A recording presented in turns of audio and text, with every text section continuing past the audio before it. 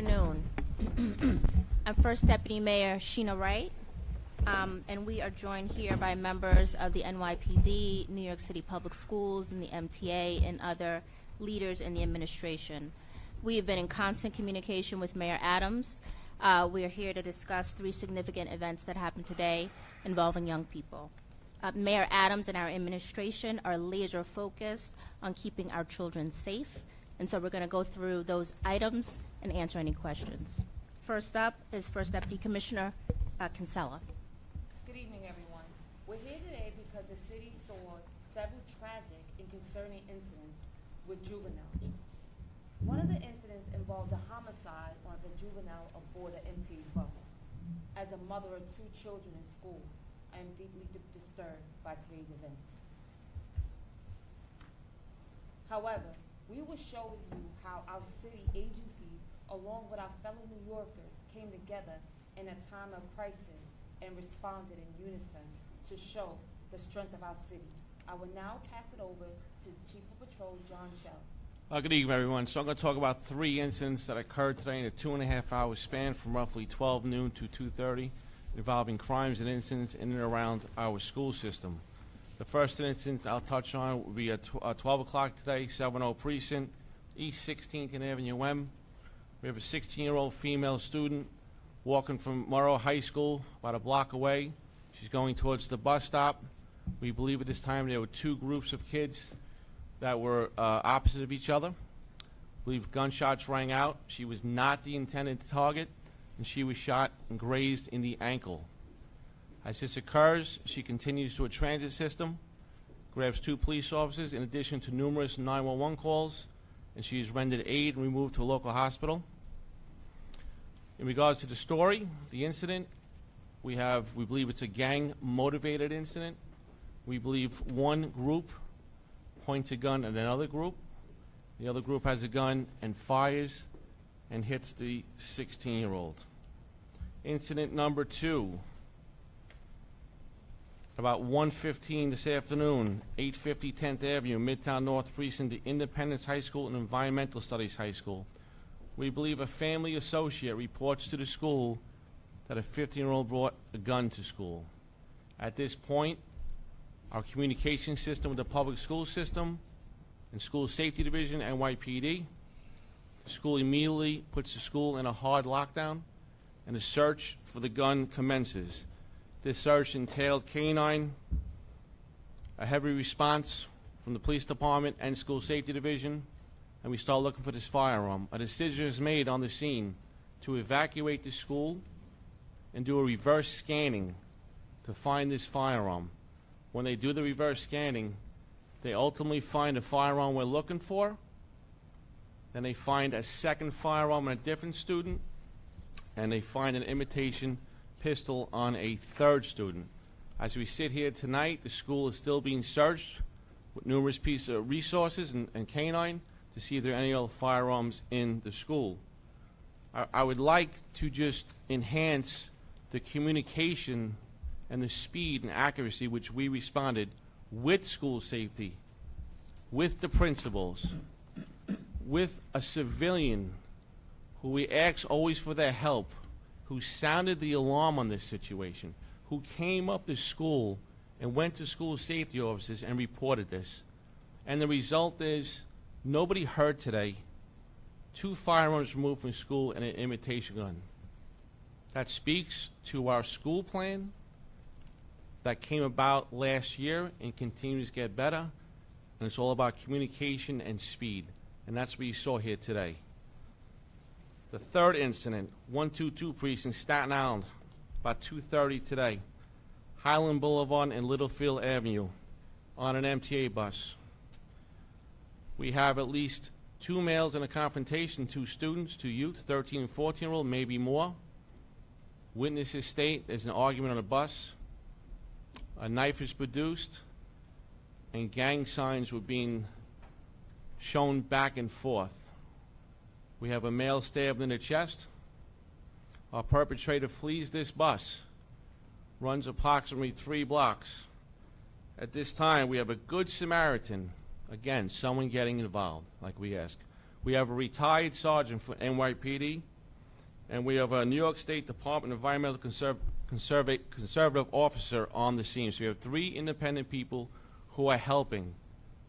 The retired sergeant starts to follow the male who did the stabbing. At this time, another witness points him out and says, this person just stabbed somebody.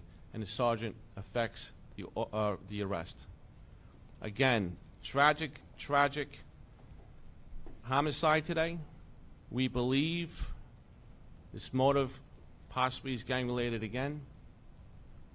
The quick response by the NYPD and the great response from our community, the Good Samaritan, the retired sergeant, and the on-duty officer from the DEC. Again, the motive looks like gang, and unfortunately the child passed away. Right now, we'll take any questions. Chancellor, you wanna? Anthony DiLorenzo, Pix 11. First question is for NYPD, second is for Commissioner Banks. With the guns that were found, the tip that came in from the parent, what was the concern aside from them bringing a gun to school? Was there any threat of violence at the school? Well, obviously the associate of the child was concerned that a firearm was coming to a school with young kids, and that's a recipe for disaster. And by that person doing so, and the speed that we reacted to this with School Safety Division, DOE, the police department, the principals, John Jay College, who opened their doors to responding parents, collectively, we've prevented a tragedy today, possibly. All right, we're going to go over to Ace Zagan from Fox 5. Okay. At the beginning of this year, Mayor Adams and Chancellor Banks, along with the NYPD, put a new safety plan into effect for our NYC public schools. Is it safe to say that tonight there are 2 less guns on the street because of this plan? Absolutely. This plan, if you recall, last year in the late winter, early spring, we had some school shootings. On behalf of the mayor, our police commissioner, our chief of department, DOE, the chancellor, we put this plan together, and you saw it working today. So the answer to your question is yes. I would add to that.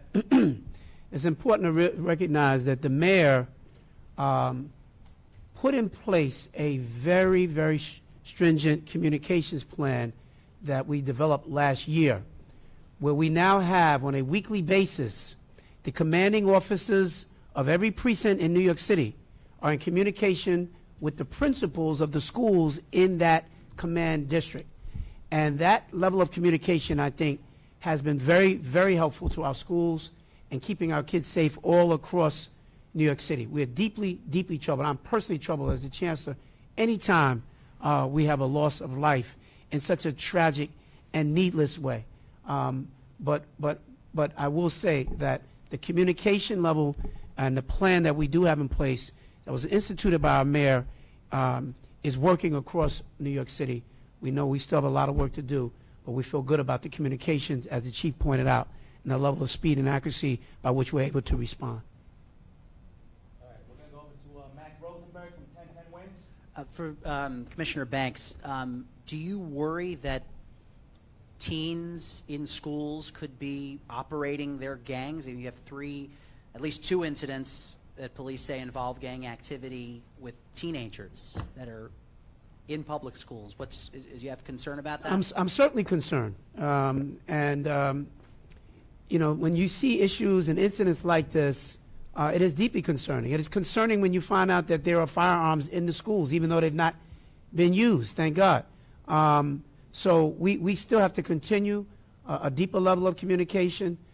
We've got to let all of our kids know that if they see something, they have to say something to keep themselves safe as well. But yes, absolutely, I'm very concerned. I'm always concerned when we have issues of safety and particularly issues of weapons and weapons being brought into our schools. We've not seen a significant uptick in incidents in our schools. I want to emphasize that.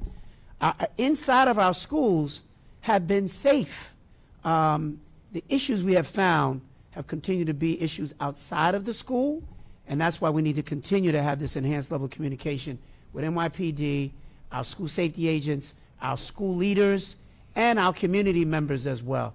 It's a big part of the reason why we developed programs like Project Pivot, where we want our community also paying attention and letting us know what they are also seeing. No one of these entities can solve it by themselves. We will only solve these issues by all of us working together. Any other questions? A spot 5. Does the MTA have anything to say about this? It's absolutely tragic. I responded to the scene, spoke with the bus operator, and he's visibly broken up about what transpired, but was able to maintain his calm, notified the communications, contacted the police rapidly, and did a fantastic job in trying to maintain calm on the bus. Being a father of 2 teens myself and a preteen, it's just a very tragic incident, and our thoughts and prayers are with the families on both sides. So. All right. Any other questions? Anthony, you know, that's the last question. So the school where the 2 guns were found, we're told there was no scanning in the morning. After the tip came in, they brought in the scanners to find the guns. What's the DOE's position on adding more scanners? Are there a sufficient amount of scanners in all the schools, or is this something you're looking to expand with school safety? It's a good question, and it's something that we're always on a regular basis constantly taking a look at whatever safety precautions that we do need to put in place. We don't have scanning across our 1,600 buildings across New York City, and in many of these cases it's not even warranted. But we analyze this on an ongoing basis, and when we find that we have incidents that we need to address in a different kind of way, we have random scanning that happens around the city as well. Schools that don't have scanning on a daily basis. So there are a number of things that we're doing. We'll take a look here as well, but it is very concerning for me, absolutely. We're going to take a look at all things, at expanding. How do we increase more random scanning that happens across our schools as well? So all of it is on the table for us to take a look at. But I just want to add, when we talk about expanding, just want to be clear about your questions. When we do an evaluation of the schools, there are some schools that's on that we look to determine whether or not they no longer need to be on. Kids going to school every day that have to go to school like they're going through an airport. It's not a healthy environment. So when we're looking at, I want to be clear, when we say about expanding, the assessment is always being done. Do some schools, do they need to stay on scanning? Do we need to remove them off scanning? Other ones, do we need to put them on scanning? And other ones, how do we need to be able to keep moving around our random scanning day to day? We don't want an environment that people have to come to school, kids have to come to school and go through the scanning, but we certainly, more importantly, don't want an environment where people are at school not being safe. So I just want to be clear about the expanding aspect of your good question. All right, we got the last question back here. Were there any arrests made? So, yes, in the 7-0 precinct shooting I mentioned, that was the first event. Responding units from the public safety team from the 7-0 precinct did apprehend an individual with a firearm that at this point we believe was used in that shooting, and the detective